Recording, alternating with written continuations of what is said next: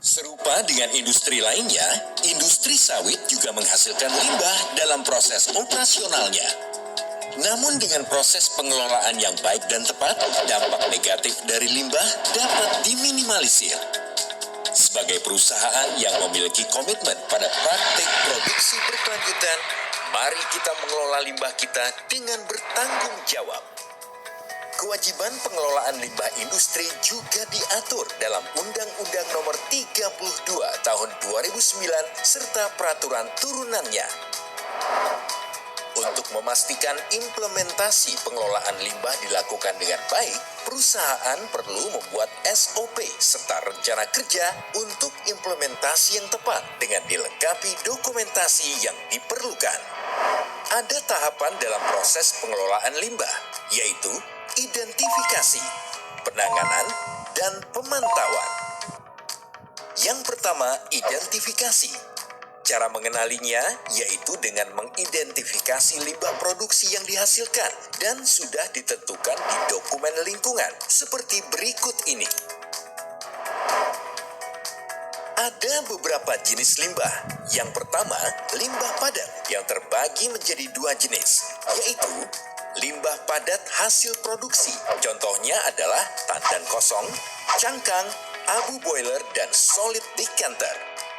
Dan limbah padat domestik yang dihasilkan baik di rumah tangga maupun di kantor yang terdiri dari limbah organik seperti kertas, ranting dan daun, serta sisa makanan, dan limbah anorganik seperti plastik dan botol plastik. Selanjutnya ada limbah cair. Limbah ini terbagi menjadi dua jenis. Pertama, limbah cair hasil produksi, misalnya limbah cair kelapa sawit atau yang kerap dikenal dengan palm oil mill effluent atau POME. Kedua, limbah cair non-produksi, misalnya air pembuangan dari kantor atau perumahan. Selain itu, ada juga limbah gas yang terdiri dari limbah gas buang dan limbah gas metan. Limbah gas buang merupakan limbah yang dihasilkan oleh emisi sumber bergerak seperti kendaraan bermotor serta alat berat, dan emisi dari sumber yang tidak bergerak seperti cerobong boiler dan genset. Sedangkan limbah gas metan adalah limbah yang berasal dari emisi gas metan. Yang terakhir ada limbah B3 atau bahan berbahaya dan beracun, yaitu limbah yang jika tidak dikelola dengan tepat dapat mengancam lingkungan dan kelangsungan makhluk hidup lainnya. Perlu diingat, limbah B3 harus dikelola secara khusus dan tidak boleh dicampur dengan limbah lainnya. Setelah mengidentifikasi jenis-jenis limbah, kita perlu mengetahui bahwa ada skala prioritas dalam penanganan limbah, yaitu pencegahan atau preventif. 3M, kurangi atau reduce, gunakan kembali atau reuse, daur ulang atau recycle, dan pembuangan atau disposal. Pencegahan atau preventif adalah mencegah timbulnya limbah pada sumbernya. 3R atau reduce, reuse, recycle berarti mengurangi, menggunakan kembali,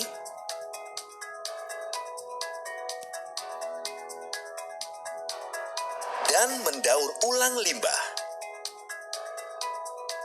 Pembuangan atau disposal adalah membuang limbah yang dihasilkan sesuai dengan persyaratan.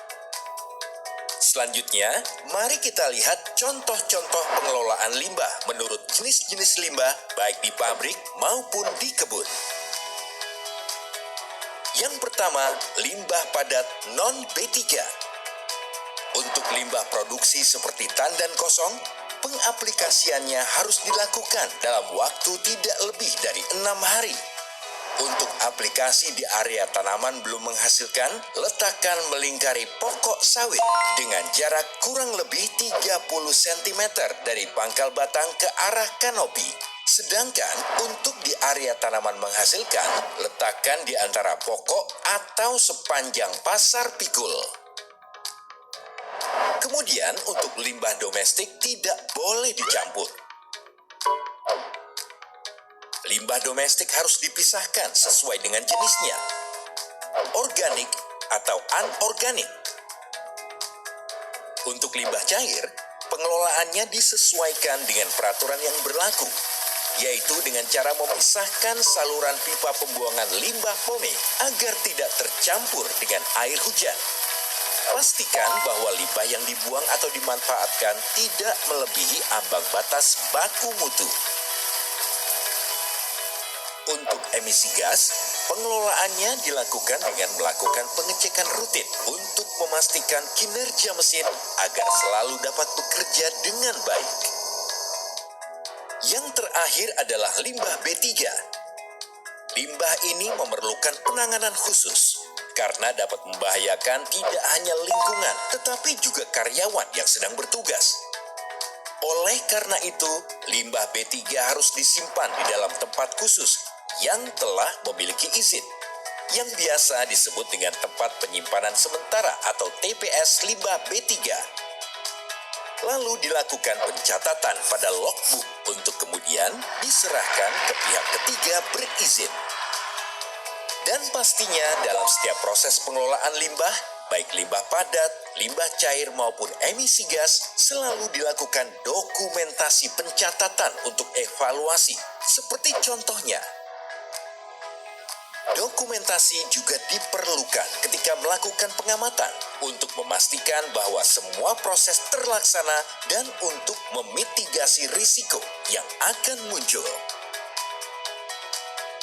Sekarang, mari kita coba mengidentifikasi lebih lanjut contoh kasus berikut. Bagaimana kita mengelola limbah cangkang? Limbah ini bisa dimanfaatkan untuk beberapa hal, di antaranya sebagai bahan bakar atau juga bahan pengerasan jalan. Selanjutnya, mari perhatikan situasi di pengelolaan limbah cair produksi berikut. Apa yang harus kita pastikan?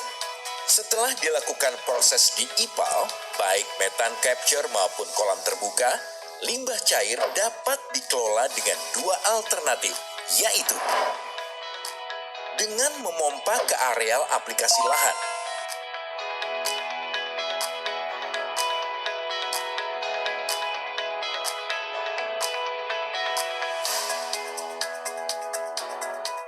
atau langsung dialirkan ke badan air.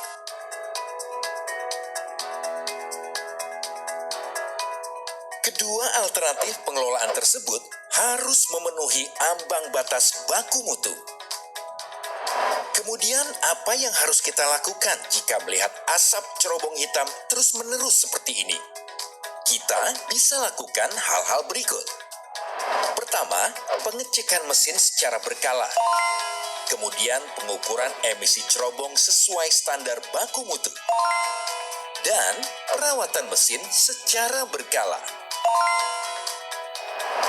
Dan yang terakhir, bagaimana kita menangani limbah medis berikut? Pertama, dikemas tertutup dengan warna kemasan disesuaikan karakteristik limbah B3. Kemudian, simpan di dalam lemari pendingin atau freezer yang dilengkapi dengan simbol dan label LB3 yang berada di TPS LB3 berizin untuk dicatat pada logbook. Dan diserahkan ke pihak ketiga yang memiliki izin untuk mengelola limbah. Ingat, kelola limbah dengan tepat agar terhindar dari sanksi. Untuk informasi lebih lanjut, kita dapat merujuk pada Undang-Undang Nomor 32 Tahun 2009 dan Undang-Undang terkait lingkungan hidup